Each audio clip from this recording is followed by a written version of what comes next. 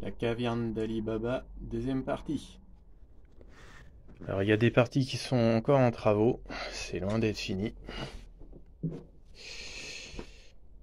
La Libra, je pense qu'on a déjà eu le temps de la voir.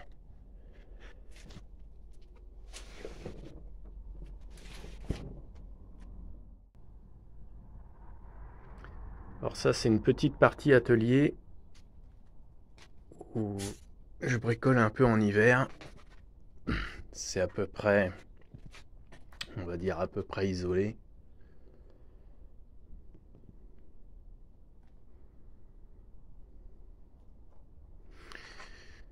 Là le baron, on l'a pas vu capoter, mais la capote fonctionne très bien. C'est juste un problème de vitre. J'espère que l'été prochain, je pourrais la montrer un petit peu plus, faire un petit peu plus d'essais, et puis en parler davantage. C'est quand même une voiture qui est très originale et très sympathique. L'accord, on l'a vu, on l'a pas beaucoup vu, mais on l'a déjà vu. L'accord, pour le moment, elle est roulable, mais il y a un peu de boulot de remontage à faire. Comme souvent, j'ai démonté et puis j'ai un peu attaqué autre chose. Le Speedster, lui je pense qu'on l'a déjà pas mal vu.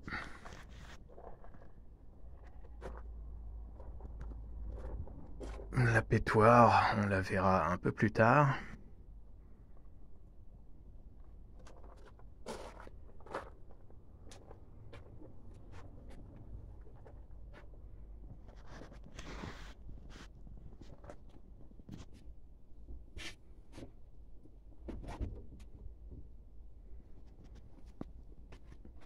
Alors le Speedster est bien sûr sous perfusion.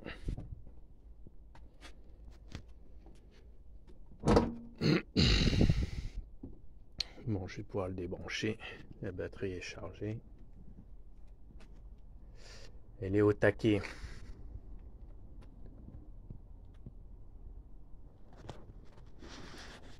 La légende, je n'y ai pas trop retouché. Je l'ai fait un peu rouler.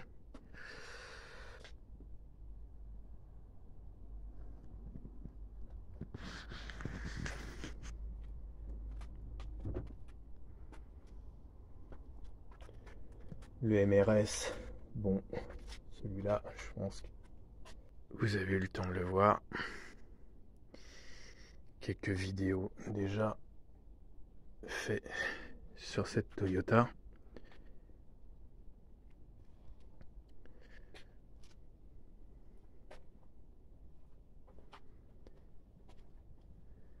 Je pense qu'ici, on voit bien le toit bien cramé par le soleil sur la Honda Légende. On voit que le vernis est complètement cuit.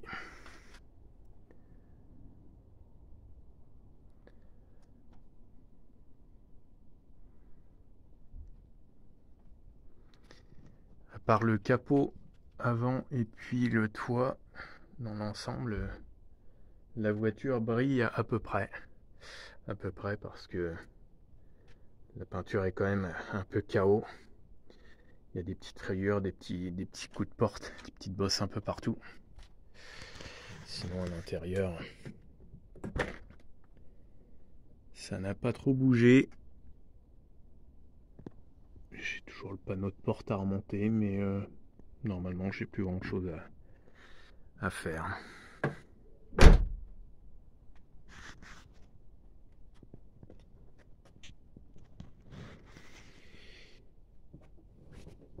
Le MX3. Donc celui-là, on a vu.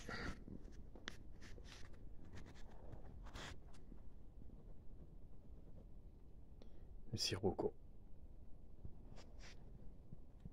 Et dans le fond, il y en a encore une qu'on verra un peu plus tard.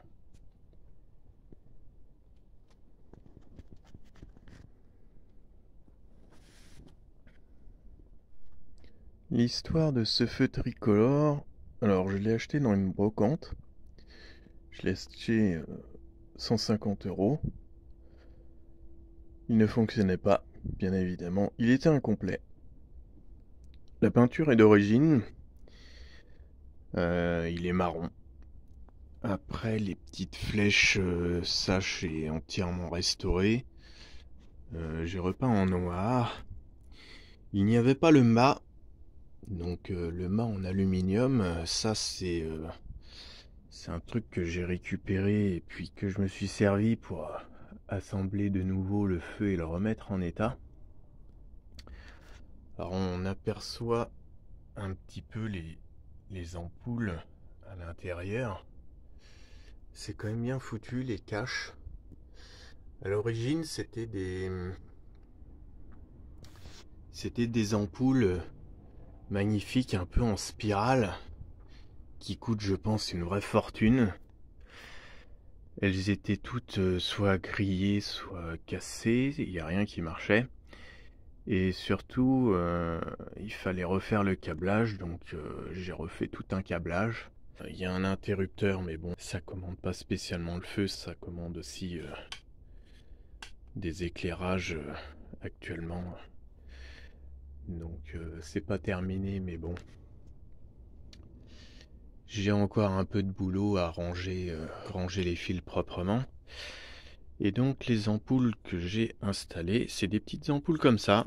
Donc ça consomme que dalle, ça fait 1 watt. Si ma mémoire est bonne. 0,5. Ça fait 0,5 watts. Bon, ça consomme rien. Ça éclaire que dalle, hein. C'est vraiment que de la déco.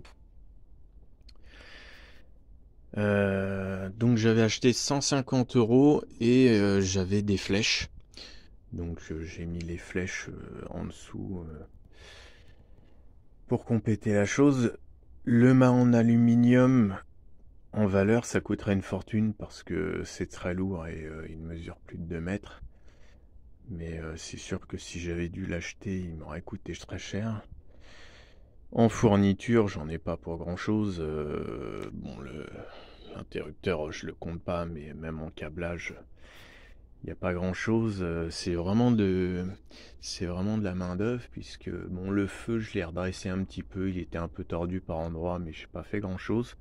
Il est en peinture d'origine. L'année je me souviens plus si c'est 84 ou 1985. Il y a une année dessus. Donc il est en peinture d'origine, marron. Je pense que c'est un feu de signalisation routier, hein.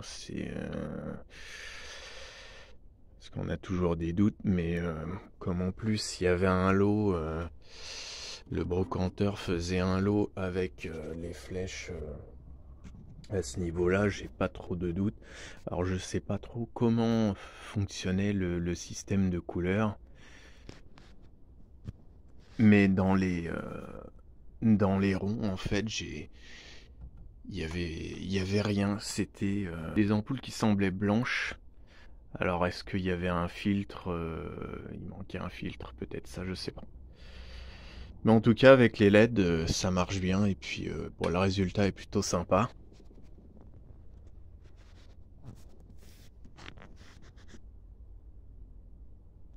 Ça éclaire pas grand chose, ça fait un éclairage d'ambiance.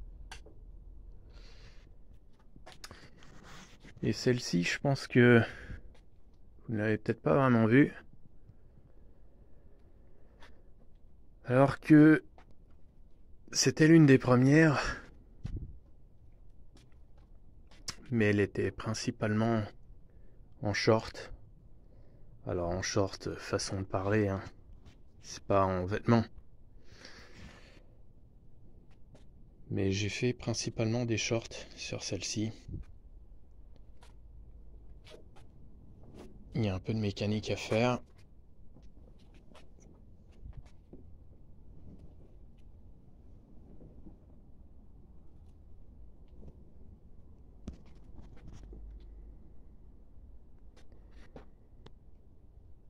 Elle est de 2003. Et il y a déjà un peu de boulot à faire dessus en mécanique. Elle peut rouler, mais il y a un peu de boulot. Alors voilà pourquoi pour le moment elle ne roule pas.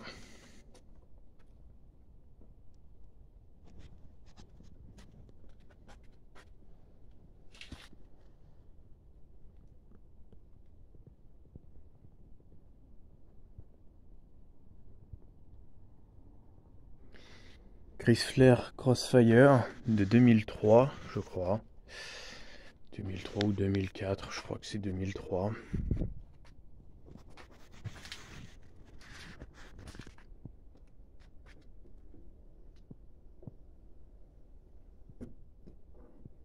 Il va falloir quand même que je m'en occupe un petit peu. Ça va faire 1 an qu'elle n'a pas bougé.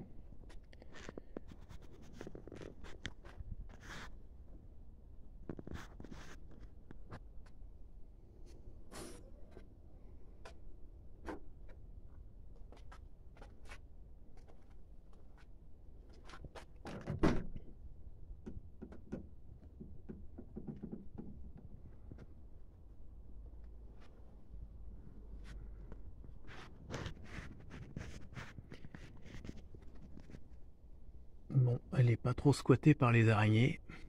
Ouais, je vois une toile ici.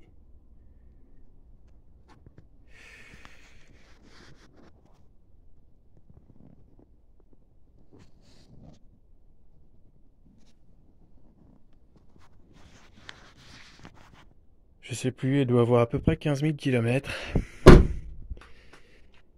Alors ça fait un peu suer. Il y a déjà de la mécanique à faire dessus. Ce que je ne sais pas. Alors je vais pas pouvoir trop m'avancer là-dessus. C'est que je ne sais pas si c'est des éléments Chrysler ou des éléments Mercedes à remplacer. Mais il y a une biellette qui a énormément de jeux. Alors pas dû au kilométrage, hein, parce que j'imagine quand même que à 15 000 km, c'est quand même un peu gros. Mais j'ai une biellette à changer. Et en principe, elle devrait rouler. Alors il faut que j'achète la pièce et puis il faut déjà que je me mette au boulot. Autrement, pourquoi il y aura du jeu dans la biellette? Bon, on imagine que les caoutchoucs ont tendance à sécher un peu. Surtout que la voiture n'a jamais beaucoup roulé, elle a toujours fait que 1000 bornes par an.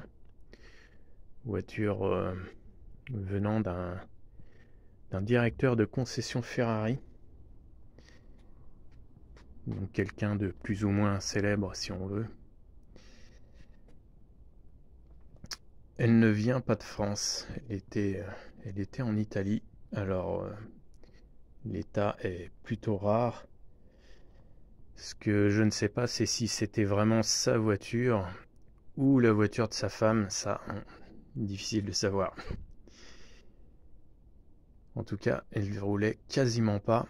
Et ce qui est un peu bizarre, c'est pourquoi un directeur de concession Ferrari achète une Chrysler Crossfire. Peut-être il a craqué pour le design, peut-être. En tout cas, la configuration est vraiment sympa. Avec l'intérieur terre cuite et le gris un petit peu bleuté.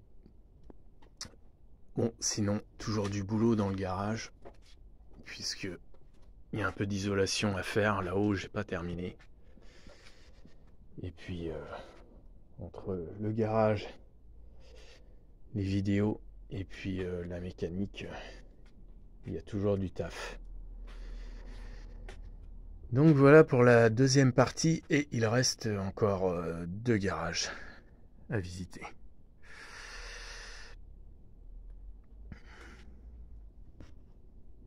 Et celle-là on la verra un peu plus tard, même si vous l'avez peut-être déjà aperçu.